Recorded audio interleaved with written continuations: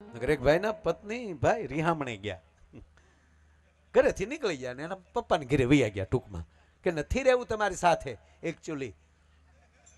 હા, જોવા આવ્યા ત્યારે તે કશું દેખાડ્યું હતું ને અત્યારે ઘરે આવી તો કઈ નથી.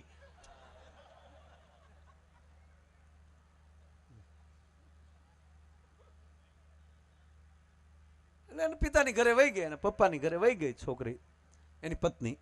એટલે ઓલો રોજ બપોરે સાહેબ 11:45 બપોરે એની સાસુને ફોન કરે. હાલો સાસુમાં. ઘણા તો એની સાસુને મમ્મી કે, હવે તો નવું કઈક નીકળ્યું, મમ્મી. અને સસરાને પપ્પા કે. મમ્મી પપ્પા એને ન કહેવાય. ઈ જો મમ્મી પપ્પા થાય ઘીરે આવી ડોહી બેન થાય. થોડુંક તો અંતર રાખો યાર. હા, એને 100% માન માવતર જેટલું આપો, 100%. કારણ કે એ પણ માવતર છે, એમાં કોઈ શંકા સ્થાન નથી. પણ હા, પપ્પા પપ્પા મળવાનું કરો. પપ્પા તમે આવી ગયા. એક ભાઈને ફોન આવ્યો. આ બધી વાતો છે ને, આ જેટલી વાતો કરવાનો છું ને, એ એક ગુજરાતની વાત નથી હો. બસ આ ખાસ ધ્યાન નોંધ રાખજો ભાઈ. આ બધી વાતો હું બહાર ની કરવાનો છું. આપણે આમાં એનું કઈ હોય જ નહીં. આપણે જે શેઠ સગાડશાની વાત એ આઈ નહીં, એ આપણા વિસ્તારની. જેટલી સારી વાતો થઈ બધી આપણી છે. આવું અમે ગામો ગામ કે.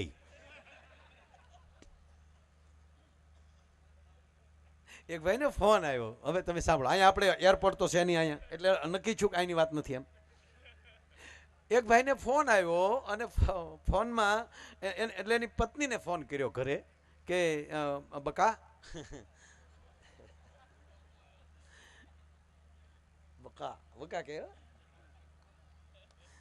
ખરેખર તો ભાગવતનું પાત્ર છે બકાસુર. બકો અને બકી. બકો ને બકી. બકી છે પૂતનાનું સાચું નામ બકી છે. ભાગવતનું નામ છે બે, બકો ને બકી. બકાસુર નામનો રાક્ષસ, એની બેન બકી. એટલે ઘણા કહે છે તો કહેવાનું એમાં કે હું કોઈનો વિરોધ નથી કરતો, હાલે હકારજો આમાં પાછું કાંઈ. હાવ નગર ઘણા કે અમે કે એમાં તારો શું વાંધો છે ભાઈ. એટલે મારું કાંઈ વાંધો નથી બાપા, તમે. હું તો આગળ સવારે વયો જવાનો. એટલે એની પત્નીને ફોન કર્યો, સાંભળો છો કે હા, હું અત્યારે એરપોર્ટ જાઉં છું, સાંજની 5 વાગ્યાની ફ્લાઇટમાં મમ્મી આવે છે, મમ્મીને લેવા જાઉં છું. અને આપણા વેકેશન છે ને દિવાળીનું, તો એક વેકેશન પૂરતું મમ્મી આપણી સાથે રોકાવાના. આખું વેકેશન મમ્મી સાથે રહેવાના શબ્દ સાંભળ્યો અને જે બકી બોલી ડાયરેક્ટ.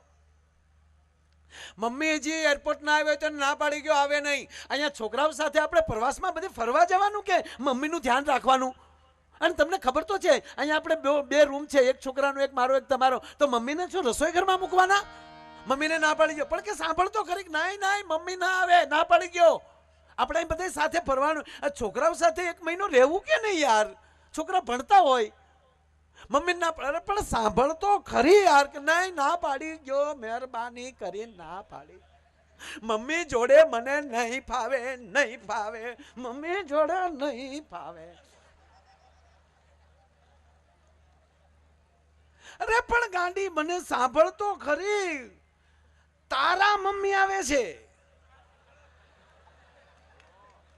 ઓ મોમ આવે છે. મોમ નો તો કેટલો સરળ સ્વભાવ છે અને છોકરા કેટલા સેટ થઈ જાય. એટલે તમારા આવે તો મોમ ને અમારા આવે તો બોમ્બ. નહીં, બેયને સરખું માન આપો, બેયની સાથે પ્રેમ સરખો કરો. નહીતર તમે એક દી મોમ થવાના છો. તેથી તમારા છોકરા શું કરે એ નક્કી નહીં.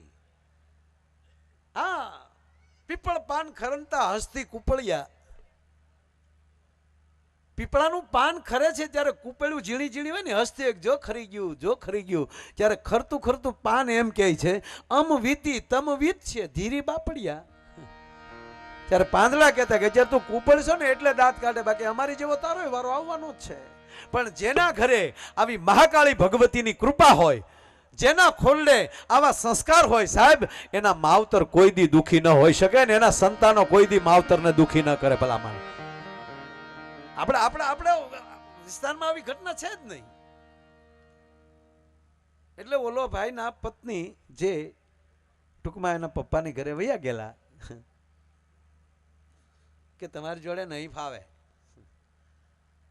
એટલે ઓલો શું કરે ખબર?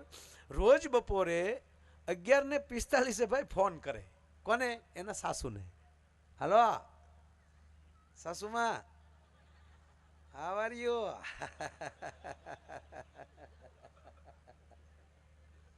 શું કરો છો મમ્મી? બસ બેઠા. શું કરે તમારી દીકરી?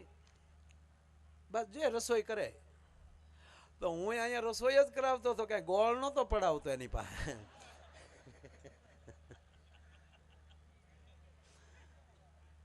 સારું સારું રસોઈ કરે છે ને? કે હા કાંઈ વાંધો નહીં. એમને કહેજો ઘુઘુનો ફોન હતો.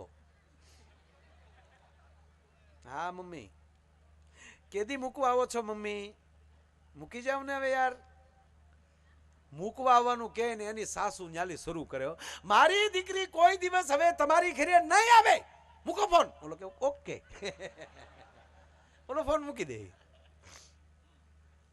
પાછું બપોર થાય ભાઈ 11:45 એટલે ત્યાં ફોન જાય ને જાય. આકાશવાણી અમદાવાદ, વડોદરા ને રાજકોટ અને ભુજ.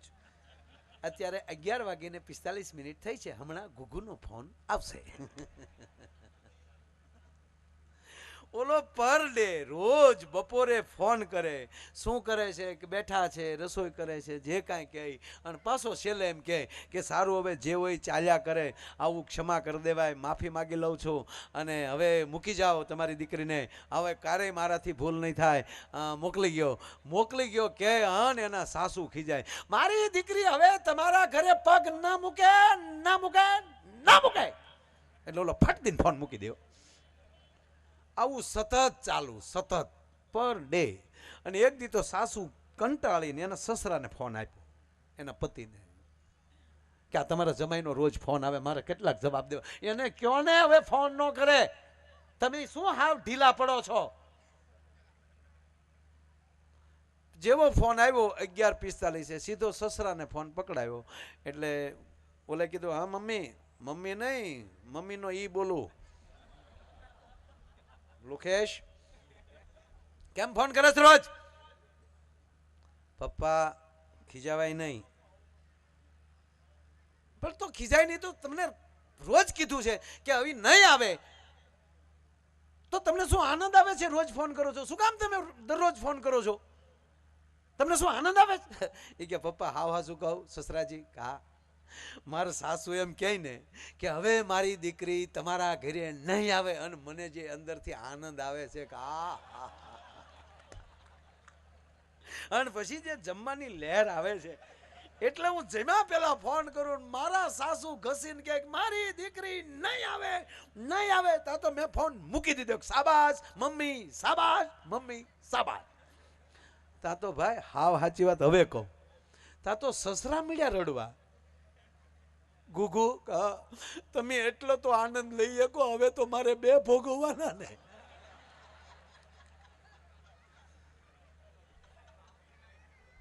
સાહેબ અમારો આ લોક સાહિત્યનો પ્રોગ્રામ, તમારે અંદર અહીંયા હળવી વાતો કરશું, આનંદ કરશું, જોક્સ બોલો, તમને ખૂબ આનંદ. પણ અહીંથી એવું અમારું હાસ્યરસ હશે, કોઈ મનોરંજનની હું ટીકા નથી કરતો, માફ કરજો સાહેબ, મારા માટે તમામ મનોરંજન પૂંજનીય છે.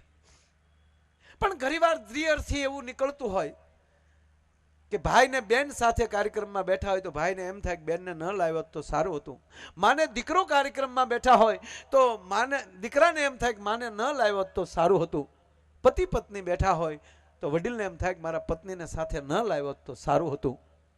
પણ કહેવા ગયો સાહેબ, આ લોક સાહિત્યનો કાર્યક્રમ, લોક સાહિત્યનો ડાયરો એવો હશે કે બેનને ભાઈ સાથે બેઠા હોય, માને દીકરો સાથે બેઠા હોય, પતિ પત્ની સાથે બેઠા હોય, મર્યાદાને કોઈ આંચ ના આવે, અને એની અંદરથી એમ કહેવાય કે હળવું હાસ્યરસ નીકળતું છે. એ અમારું લોક સાહિત્યનો હાસ્યરસ હશે ભલામાં. એટલે તમને આનંદ કરાવો હશે. આનંદ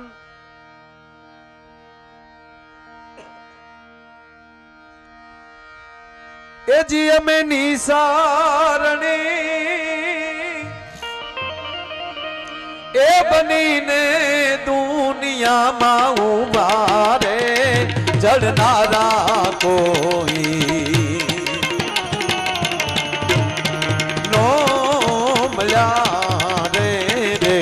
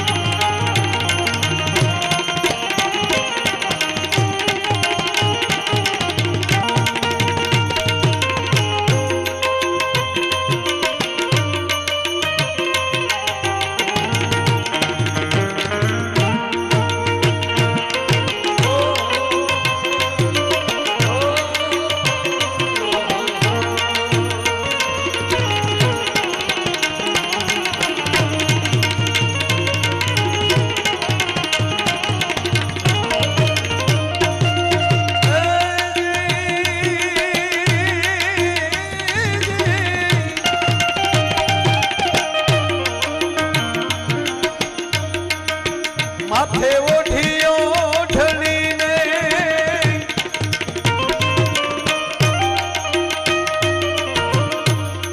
પગે માથે ઘુઘરા રે માથે ઓઢીઓ ઠણીને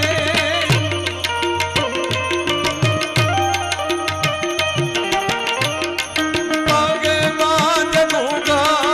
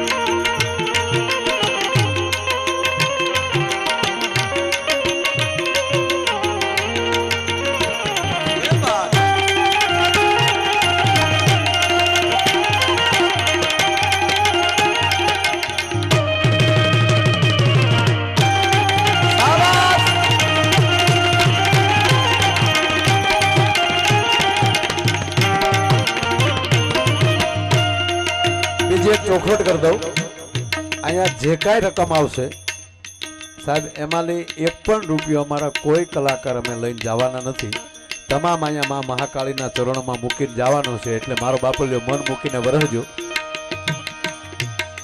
આ તો વચ્ચે વચ્ચે ઘડીક ઈ માટે જ લઉં છું હા નહીતર ગામ સારું છે યાર તો જ આવું મંદિર બને ને સાહેબ આ તો કમલી વાળું ગામ છે ભગવાન ભગવતી માની કામળી કમલી એટલે કામળી થાય હે હિન્દીમાં કમલી કહેવામાં આવે કામળી હોય ને લોબડી એને હિન્દીમાં કમલી કહેવામાં આવે હા એ ભગવતીની લોબડીનું ગામ છે આ કમલી વાળા હે ખરેખર નહીતર એક ગામમાં ભાઈ અમારો પ્રોગ્રામ હતો ને આખી રાત તળેલા નાખ્યા ને 250 રૂપિયા થયા આમ નાખ્યો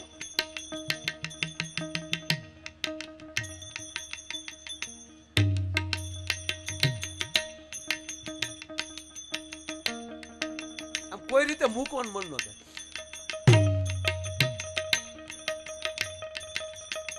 આમ આમ જાય આમ. હવે આખી રાતમાં ભાઈ હકીકત 250 રૂપિયા થઈ ને એમાં લાઈટ ઝટકો ખાઈ ગઈ. 5 મિનિટ પછી લાઈટ આવી તો એ 250 નહોતા, એ કામ ના ઉપાડી ગયા કોક. બોલો. અને એમાં આયોજક લોટકા અને આયોજક થોડાક મજબૂત માણસો ને એને અમને કીધું કે તમારી બાજુમાં હતા, લઈ કોણ જાય? લા ભાઈ મેં કીધું અમે થોડા લીધા હોય. અરે મને કહેતો અહીંથી પૈસા જાય ક્યાં, તમારી બાજુમાં પડ્યા હતા. એટલે મેં ઓડિયન્સને વિનંતી કરી, સાહેબ આ તો અમારી પ્રતિષ્ઠાનો સવાલ છે. ગામમાં મંદિરની પ્રતિષ્ઠા ને અહીંયા અમારી પ્રતિષ્ઠા, માટે જે લઈ ગયા હોય એ દઈ જાઓ બાપા, જે લઈ ગયા હોય એ દઈ જાઓ. તો અમારે ભૂપતભાઈ કીધું મને કે માયાભાઈ કદાચ એને દેવાય હોય, પણ આ લાઇટું ચાલુ છે તો થોડા દેવા આવે. એટલે મેં કીધું ભાઈ પાછી 5 મિનિટ લાઇટું બંધ કરી ગયો, અંધારામાં દઈ જાઓ. 5 મિનિટ લાઇટું બંધ કરી અને 5 મિનિટ પછી લાઇટું ચાલુ કરી. પૈસા જ ન આવે પણ અમારા તબલા ને પેટી નહોતા, એ કોક ઉઠાવી ગયું. બોલો, ત્યાં કોઈ દી થાય પ્રતિષ્ઠા તમને લાગે?